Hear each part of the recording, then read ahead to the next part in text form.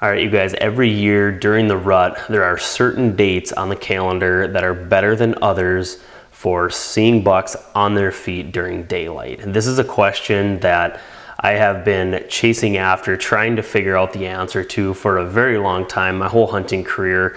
I don't pretend to have it 100% figured out, but I think I've come a long ways. I did a 5-year trail camera study, and in order to try to answer this question of what are the best dates for seeing bucks on their feet in daylight. Because at the end of the day, as we all know as whitetail hunters, it's great to get trail camera pictures of bucks, but if you're getting them at night or, you know, by your hunting stand, you know, that buck is coming in at 2 in the morning or on your food plot, it really does us no good, right, from a hunting perspective. So it's neat to get pictures of them and know they're around, but as I have progressed through my hunting career, I've really tried to zero in on and focus on that daylight activity, how to create areas that will allow for that, and then how to find them on public land. And the areas where I ran my trail cameras were big woods public land settings. So I just want to make that distinction that these trail camera photos that I was using in this study were captured on deer that were roaming through rut funnels from doe group over here to doe group over here. They were not sitting on food plots. They were not sitting in a highly defined bedding area right next to a food plot. Again, just big public land tracts of woods. And for a lot of us, that's really important. You know, if you have the luxury of owning private land and you have the means to put in food plots, it's a game changer. It's a whole different ball game from the public land hunter and those of us that you know, maybe we can't afford to buy private land or we just enjoy hunting public land. That's a big swath of the country, and it holds a special place in my heart because that's how I grew up hunting, and that's how I still hunt to this day, is in those big public land settings. And so, you know, it dawned on me, and we're going to look at the results here in a moment, what those dates are, but it dawned on me one day how I could approach this and try to answer that question about what those best dates are. And you know, each fall I'm putting out an entire array of trail cameras, and I'm getting all these beautiful photos of bucks on their feet in daylight.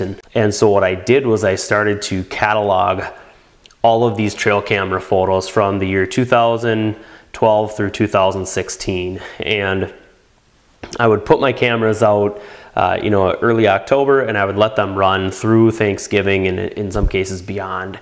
And what I was realizing was that I was just getting a lot more of those daylight bucks on camera certain dates of the year. And so what I decided to do was go back through those 5 years worth of data and pull out all of those daylight buck photos and record them into an Excel spreadsheet. And I built a table here, which we're going to look at in a moment.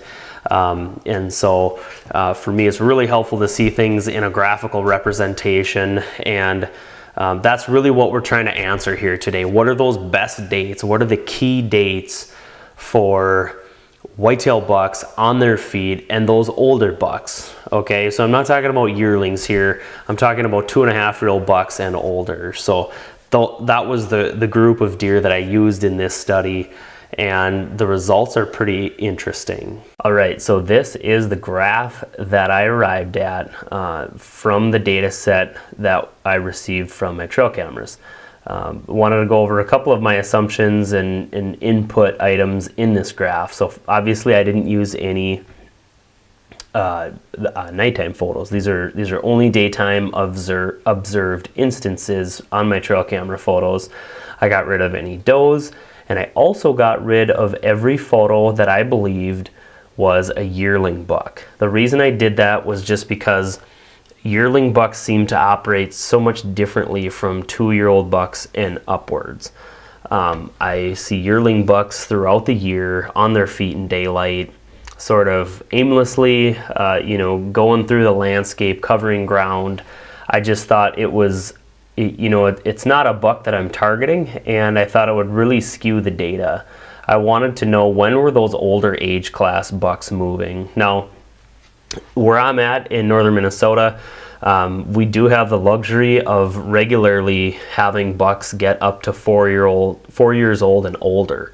I know in different parts of the country, Michigan, Pennsylvania, other states, there are much younger average age structures, and in other parts of the country, it's the complete opposite, and it's even much better than Minnesota. So anyways, I wanted to tailor this. The point is that I wanted to capture that snapshot of data representing the larger bucks, that larger age structure in my area. So again, these bars represent 2-year-old and older bucks during daylight that I observed on my trail camera photos. Now the really interesting thing is once I laid this trend line on here, you can see the beautiful bell curve that it made based on the blue bars. So just jumping right off the bat, we can see the peak of the bell curve is right here around, you know, that first week of November, November 2nd and 3rd approximately. November 3rd might be the absolute peak of it. Now, what's really cool about this is that where I'm at in northern Minnesota, the average conception date for fawns is November 12th and 13th. Now, that's going to vary depending on where you are in the country. It's a really interesting alignment where we're seeing these daytime photos show up. You can see that the peak of this bell curve is not on November 12th and 13th. That's right over here. And that makes perfect sense though, because in the locations where I have my trail cameras, they're in rut funnels. So it makes sense that I'm getting pictures of these bucks as they're in the seeking phase of the rut, out searching for doe groups, or doe zones as I like to call them. All right, you guys, if you're getting any value out of this video or appreciate the effort that I've put into it, I do have one small favor to ask. Would you hit that thumbs up button on this video and consider subscribing to my channel? That really helps me out. Once we get over here to November 12th and 13th, if we were to map a bell curve of the peak conception dates, other folks call it rut lockdown, when the bucks are on the does and they're breeding them, it's the absolute peak of the breeding, we would see another bell curve over here, peaking at November 12th and 13th if we were to map the conception dates or the actual breeding phase of the rut. But that's not what my cameras are capturing. They're not capturing those bucks that are on does. My cameras are getting photos of bucks roaming through the landscape as they're out seeking does. And so that makes perfect sense that we're seeing this ramp up all the way until November 3rd approximately here, 3rd, 4th, and then it starts to bend back downwards. So by the time we hit November 12th and 13th, you can see that my cameras are actually getting fewer bucks on average on camera than earlier in November. And again, that makes sense to me because those bucks have now found does and they're now locked down on them and they're not walking in front of my trail cameras. Again, the locations where I had my cameras were big woods, public land settings, and I think that's really important to note as you guys look at this data. You know, each year I did this, I was noticing that I was getting this same trend line. I was just building on it. So again, I felt as though the sample size was sufficient. And so I terminated the study after 2016. I could have kept going until now, but I believe it would just further reinforce this bell curve. So this is really useful data to have for a lot of us and for a lot of reasons.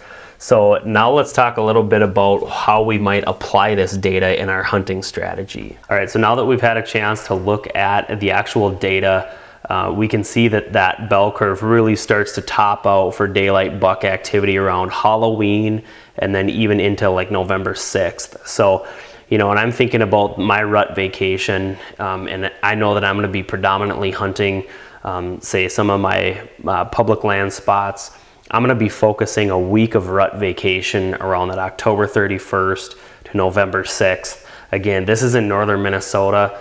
All of us we're scattered across the country, folks watching this video. So think about where you're at in your area. Really what that bell curve is doing is it's ramping all the way up till about November 6th, and then it's starting to bend back down about 4 days before the peak conception date, 4 or 5 days. So if you can search the peak fawn conception date in your area or the peak breeding date, you can back it off by 4 or 5 days, and that will likely be the peak of your seeking phase activity, where you're getting those daylight bucks out in search of does. So you can play with these numbers a little bit. These are the actual hard dates in my area that I'm getting the bucks on their feet in daylight the most often. And this is really useful data. If now that we know what the actual dates are, you know, we can start to center our vacation at work on it. You know, we can make family arrangements outside of that. And there's certain stands that, you know, you can go back to over and over and over when you're in a rut funnel. Let's use an example of a swamp island. And there's no real deer living on it because it's in the middle of a remote marsh or swamp island, and there's, you know, distant ag fields way over here to the west, and then maybe way over here to the east on the other side there's who knows, a food plot, maybe a bait pile, something like that. Some concentrating feature for deer way over here, another concentrating feature way over here, food sources. And there's a swamp island in the middle. This is a hypothetical scenario where you could take this data then and know that I'm going to be able to go back out to that swamp island for a week straight if I'm hunting the wind right, and you know, catch those roaming bucks as they're just cruising through that rut funnel. Maybe there's some feeder trails that come out of the swamp and come up onto that swamp island as those bucks are roaming cross country. That's a perfect setup where you can sit and hunt that stand multiple times and do very little damage to the deer stand. And when I say damage, I mean, you know, you're not spooking deer on the way in, you're not spooking them on the way out. You're just sitting there on that rut funnel, you know, catching a snapshot of those deer as they cross through that island. That's a great setup, a great scenario where you could use this information to your benefit. Now, contrast that with, let's say, hunting on a food plot or hunting in a bedding area immediately adjacent to a food plot or a big ag field. That scenario I described would not apply there, where you can just hunt that stand over and over. I wouldn't. I think you're doing a lot more damage in that case, the food plot scenario, where there are deer living there every day, day in and day out. There you would be doing a lot more damage to the deer stand. You know, if you're bumping deer on the way in, the way out, they're smelling you throughout the day. Those are the locations where you need to be far more surgical and precise with your sits and things like that. So, you know, this data set has really helped me get a bearing and get a pulse on the deer in my area. It's helped me pick my rut vacation, and if I'm gonna grind hours on the deer stand, it's gonna be in those bigger wood settings and those more remote settings where I'm not doing damage on the way in and the way out of the stand, and those stand locations where you can just hunt them over and over and over. And you know, the other really interesting thing about this, you guys, is on those public land settings, you know, those big woods rut funnel locations where I had these cameras located, I would most often get only one picture of that buck for the whole fall. Not every time. Sometimes I'd get him going back and forth, but in a lot of cases I would get one picture of the rascal and not another one the whole fall. So, you know, it really speaks to the transient nature of those bucks. Once they, you know, once that rut really starts to heat up when we're getting into late October, it seems as though they're really seeking out those doe groups. And you know, maybe he's near one in September, early October, but at some point he's going to leave that group and go locate other ones and come back. And you know, if you're in that remote swamp island example, it doesn't have to be that. It could be a ridge somewhere, some type of connecting rut funnel feature from doe zone to doe zone. You know, any of those types of rut funnels have the same appeal, you know, to me. And this data that I'm showing you guys on the graph hopefully helps you as you think about what stands you want to hunt and when. If you guys are going to take a bunch of vacation all in one stretch, or maybe you're doing the food plot thing or the ag field thing, where there's highly concentrated bedding, well then maybe you want a little different strategy. There you want to be a little bit more surgical and take a more passive approach. But you know, if you're grinding out seed hours on public land or in a big woods condition, my hope is that showing you guys that graph and that peak of the bell curve for the daylight buck activity, my hope is that that helps you guys center your dates and sort of put your game plan and your strategy together this fall. I hope you guys learned something from the video. If you guys have any questions for me, I'd love to answer them down below. If there's something, you know, ideas for the future, something to make the study better, I'd love to hear about it. So drop me a comment down below. I hope you guys are getting revved up for the rut. It is nearly upon us. Have a safe and successful hunt, and we'll catch you guys next time.